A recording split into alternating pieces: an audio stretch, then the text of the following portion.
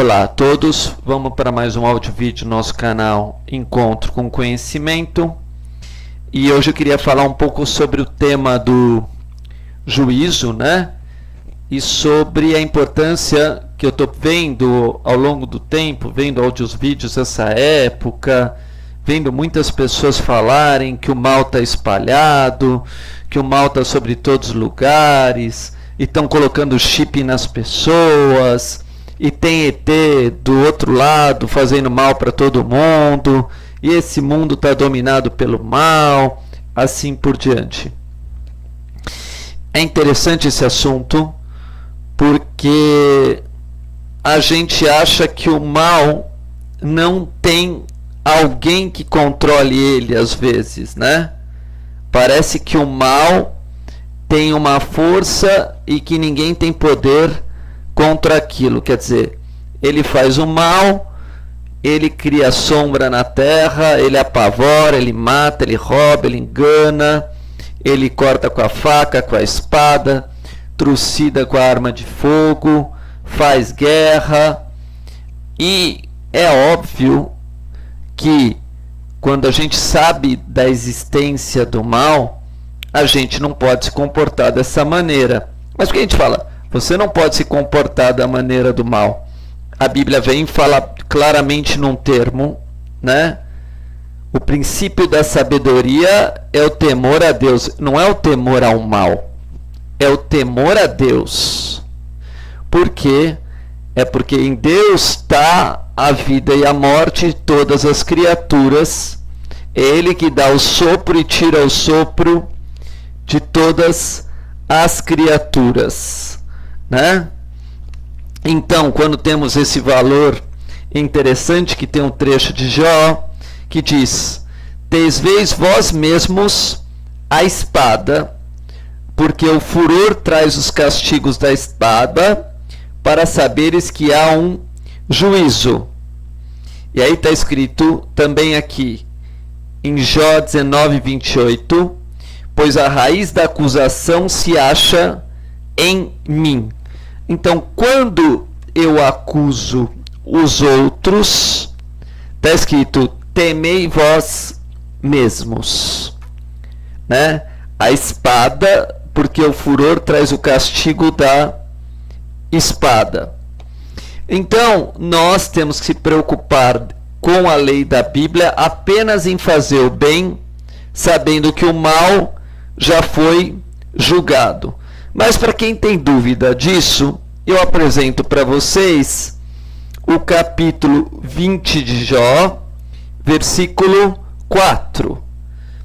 "Porventura não sabes tu que desde a antiguidade, desde que o homem foi posto sobre a terra, o júbilo dos ímpios é breve, e a alegria dos hipócritas apenas um momento?" E aqui vai do versículo 20 a 4 até o versículo 29. E se a gente contar do 4 ao 29, temos 26 versículos. Do 24 a 29, temos 26 versículos. E é interessante que exatamente tem número de 26 versículos, que é também a numerologia da palavra mal com L em português. 26. M-A-L.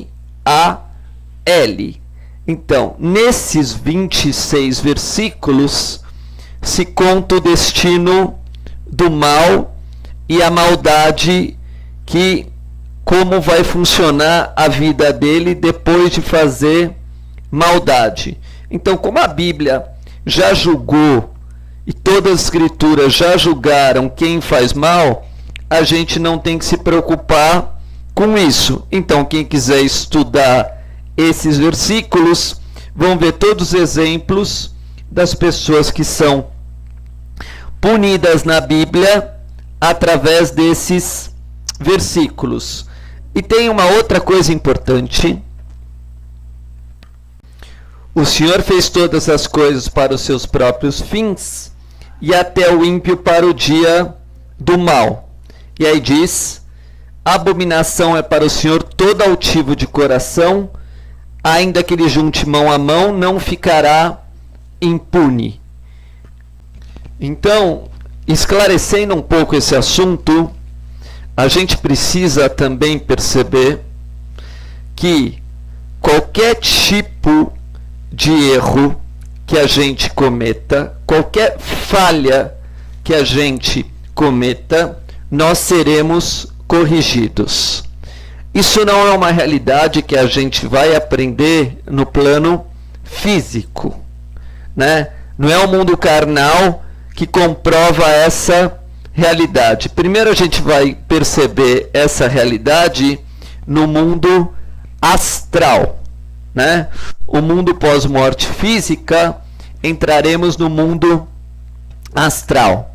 Aí o que acontece com as pessoas, quando elas estão passando por desequilíbrios emocionais, né? Elas começam a perceber que esses equilíbrios emocionais pioram quando ela tem raiva, pioram quando ela não consegue perdoar, pioram quando ela não consegue, né, olhar para si mesmo, refletir sobre ela, conhecer ela mesmo, o que está acontecendo com ela, as suas fraquezas, e tenta acusar os outros, e tenta colocar a culpa em outras situações, os outros, etc. Como ela vai percebendo então essa variação dos sentimentos baseado numa conduta moral, isso só pode ser percebido através do sentimento, das emoções, né, que vão colocando ela numa questão que é a primeira importante que está aqui. O que eu faço agora quando eu descubro que existe o mal, né? Por quê? Porque a partir do momento que eu descubro que existe o mal, eu preciso perceber que eu estou sendo o tempo todo provado, né? Quer dizer, a partir do momento que eu descubro o mal, começou a minha provação. Então, está escrito em Provérbios de Salomão, versículo 3:35, né? Os sábios herdarão honra, mas aos loucos tomam sobre si confusão. E esse versículo tem tudo a ver com o que eu estou dizendo.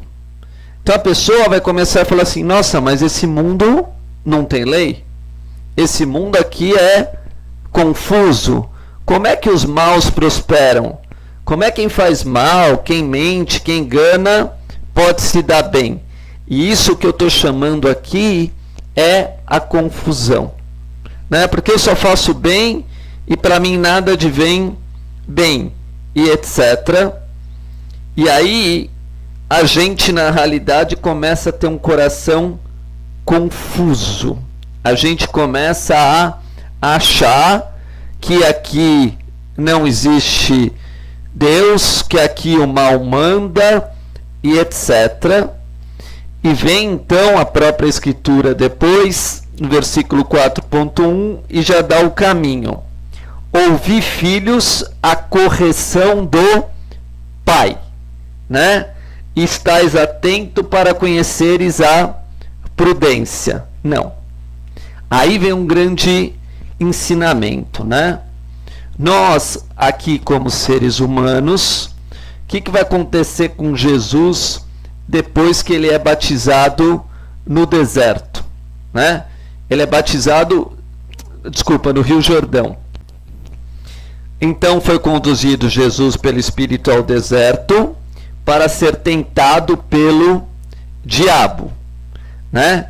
Então, nós como seres humanos começamos a ver que existe o opositor, né? Que a gente quer fazer o bem e parece que tem mal por todos os lugares. Quanto mais eu rezo, mais trevas aparece, e etc. Mas é interessante que tudo que Jesus vai responder, ele já conhecia de alguma forma. Por quê? Porque mesmo o diabo, representando um anjo de Deus, tentava Jesus através de perguntas. Queria saber se Jesus já sabia ou não como uma coisa funcionava. Assim é a nossa vida.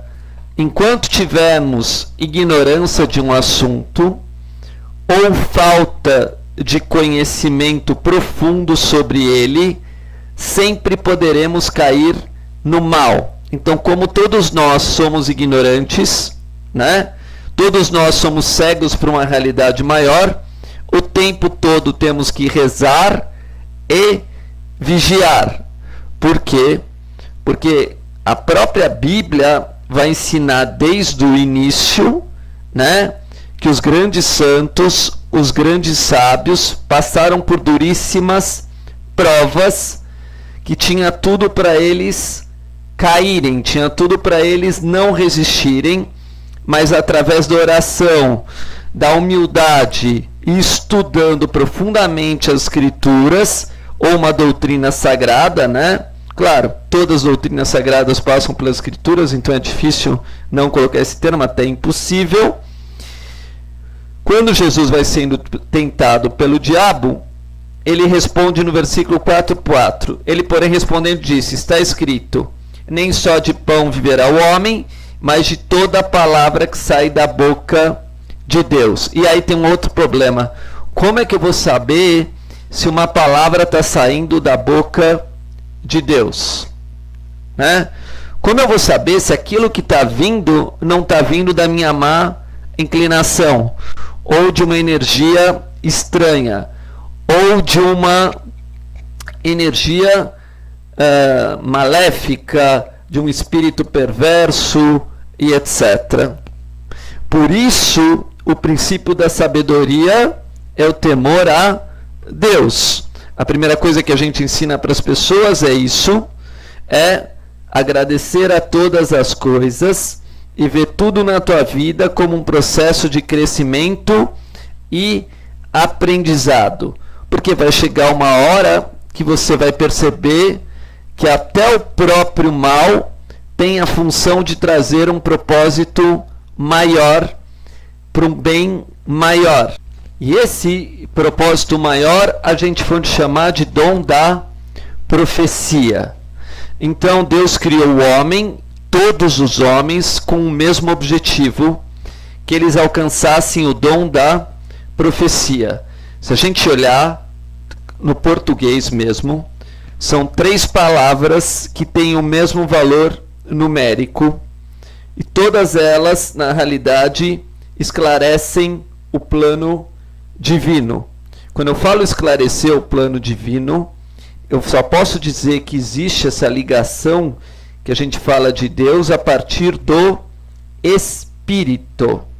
Sem Espírito, né, na realidade não dá para entender nenhuma escritura sagrada. Não é com a minha parte intelectual humana, não é usando o meu intelecto, é me evoluindo na condição espiritual, na evolução a partir da luz. Então as palavras são: a profecia tem o valor de 74, Jesus tem o valor de 74, e também eu vou usar a palavra sabedoria, que tem o valor de 74. E por coincidência ou não, a partir do versículo de João, que é o 745 do livro de João, e depois eu vou justificar: sabendo, pois, Jesus todas as coisas sobre ele haviam de vir, adiantou-se e disse-lhes: a quem buscais?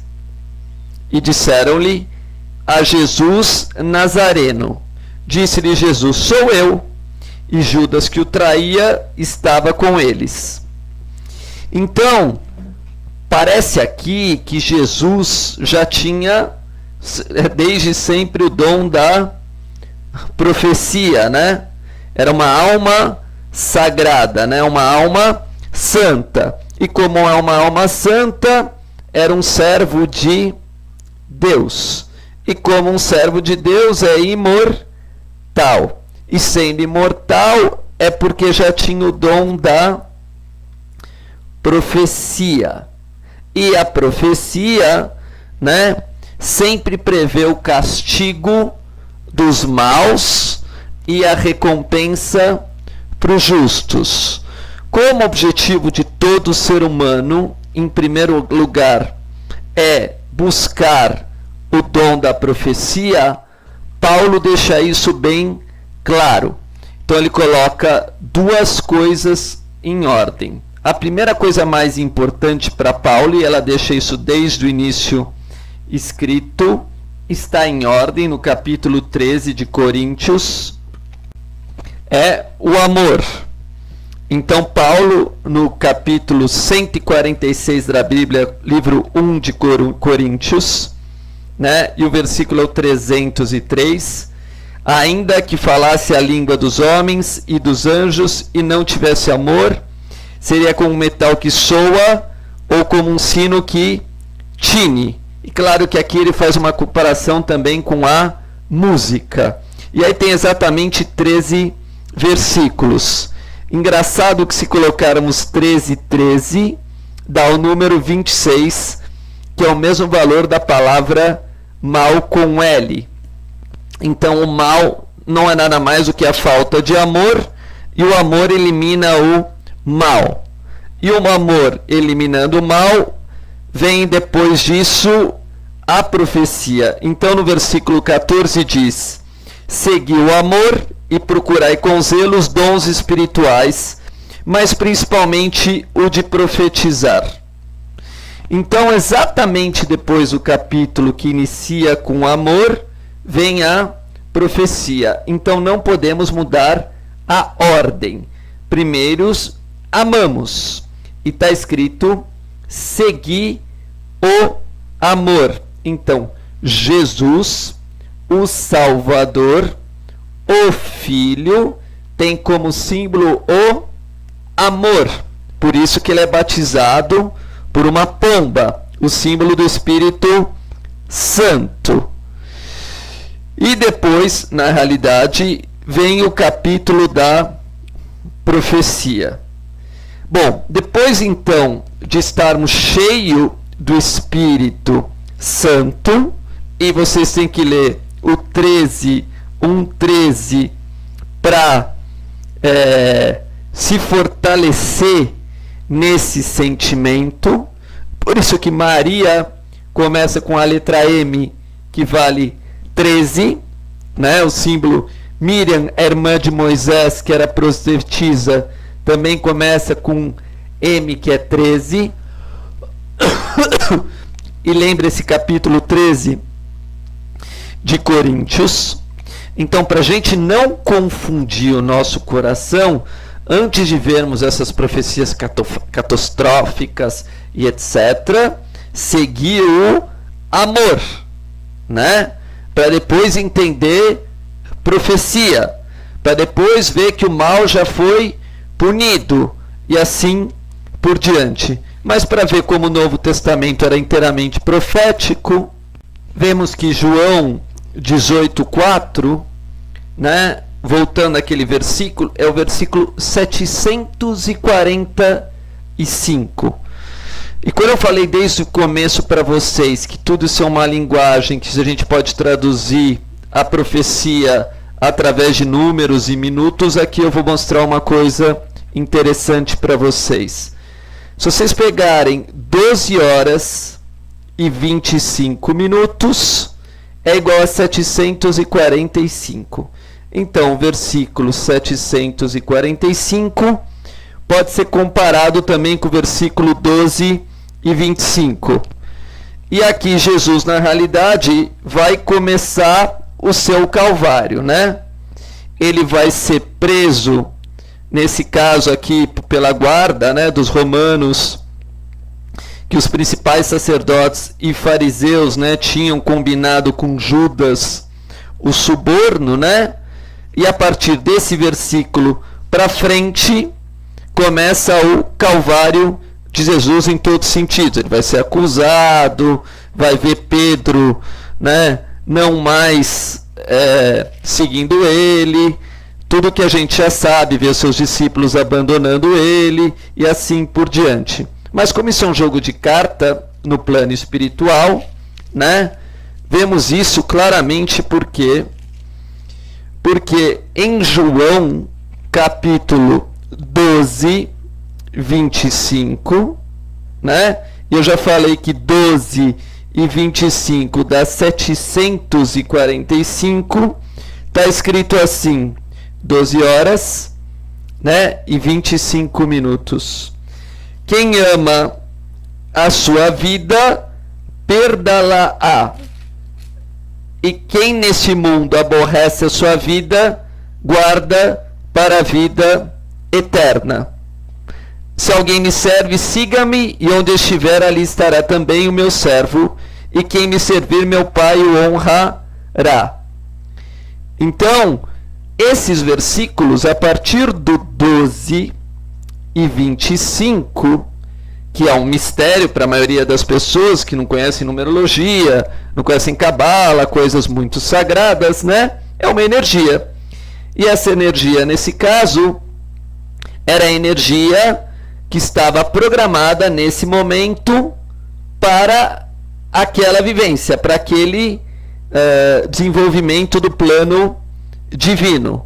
Então, claro, para muitos vão estranhar, mas quando eu falei no capítulo 14 que existe a profecia só vai ser dada para quem ama. Quem não ama não tem como saber o que é uma profecia. E quando eu digo que esse ama, eu não estou comparando com o amor de Deus. Eu estou dizendo ama no sentido de poder estudar a escritura sagradas e revelar conceitos mais profundos, como são passados em ordens iniciáticas. Então a gente pode pegar dois versículos, 372 e 373, para comparar com a entrega de Jesus. Então, Jesus se entrega para a morte, já com propósito já colocado de maneira clara, né? E isso está escrito em João, versículo 8:35, 8:36. Ora, o servo não fica para sempre em casa, o filho fica para sempre. Lembra quando eu falei que não pode fazer confusão, que todas as coisas têm um propósito maior? É por causa desse versículo.